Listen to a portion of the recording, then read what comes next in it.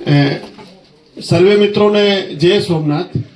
આપણે રવિ કંપની હેઠળ આંબા પાકના અંદર જે કંઈ રોગ જીવાત આવે છે એ રોગ જીવાતથી બચવા માટે પ્રાકૃતિક ખેતી હેઠળ આપણો જિલ્લો જે છે ગીર સોમનાથ એમાં તાલાળાની કેરી બહુ વખણાય છે અને આજે તાલાળાના જુદા જુદા ગામડાના ઘણા બધા ખેડૂતોને અહીંયા ભેગા કરવામાં આવેલા છે, આંબા પકવતા ખેડૂતોને। અને એ તમામે તમામ ખેડૂતો આંબાના અંદર જીવામૃત ઘન જીવામૃતનો ઉપયોગ કરે છે। એમની બધાની ક્યાંક ને ક્યાંક એવી મુશ્કેલી છે કે જ્યારે રોગ જીવાત આવે ત્યારે અમારે શું કરવું જોઈએ। એના માટે રાજ્ય સરકાર વતી પ્રાકૃતિક કૃષિ અભિયાન હેઠળ રવિ કેમ્પેનનું આયોજન કરવામાં આવેલું છે। એ આયોજન હેઠળ આજે આપણે હળમતિયા ગામે ભેગા થયેલા છીએ। ત્યારે આપણે જોઈએ છીએ કે આ ઉકાળા થાય છે, એ ઉકાળાના અંદર બ્રહ્માસ્ત્ર જે આ દુનિયાનું સૌથી મોટું અસ્ત્ર છે, આપણે એને કહેવા જઈએ તો આપણે હિન્દુ ધર્મના અંદર પણ આપણે કહેવા જઈએ કે બ્રહ્માસ્ત્રનું બહુ મોટું મહત્વ છે।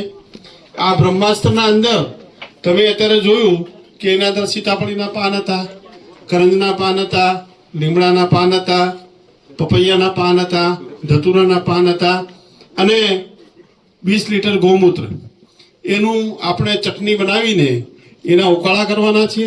ઉકાળા કર્યા પછી 2 દિવસ સુધી એને સડવા દેવાનું છે। દિવસમાં 2 વખત ઘડિયાળની દિશામાં એને હલાવતા રહેવાનું છે।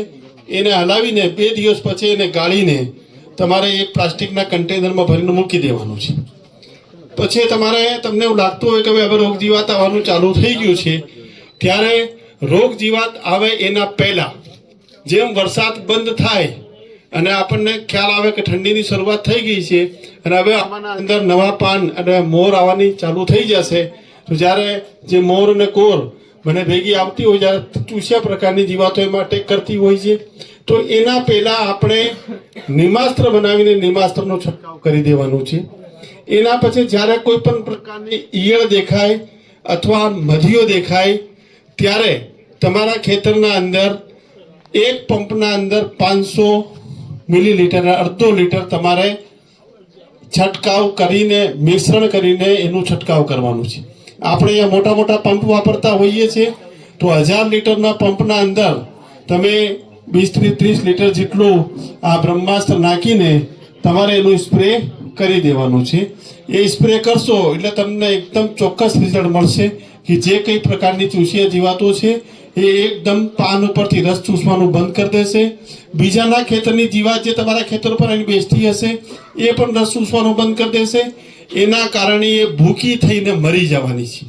અને પ્રાકૃતિક ખેતીનું મેઇન એમ એ જ છે કે જીવાતને આપણે મારવાની નથી, એને ભગાડવાની છે, બરાબર। તો આજનું આ કાર્યક્રમનું મેઇન ઉદ્દેશ્ય એ જ છે કે આપ તમામ લોકો આપણા ગામમાં જાઓ, આપણી વાડીએ બ્રહ્માસ્ત્ર બનાવો, નિમાસ્ત્ર બનાવો અને એના અંદર આ જે કંઈ જીવાત આવે એમાં એનું છંટકાવ કરો।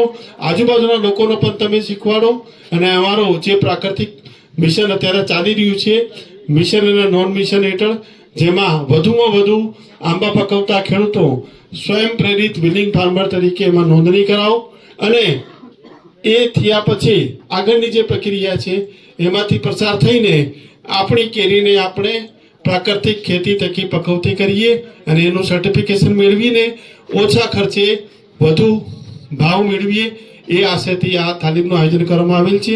આપ સૌ લોકો અહીંયા પધાર્યા છો, આપ સૌ લોકોનો આભાર।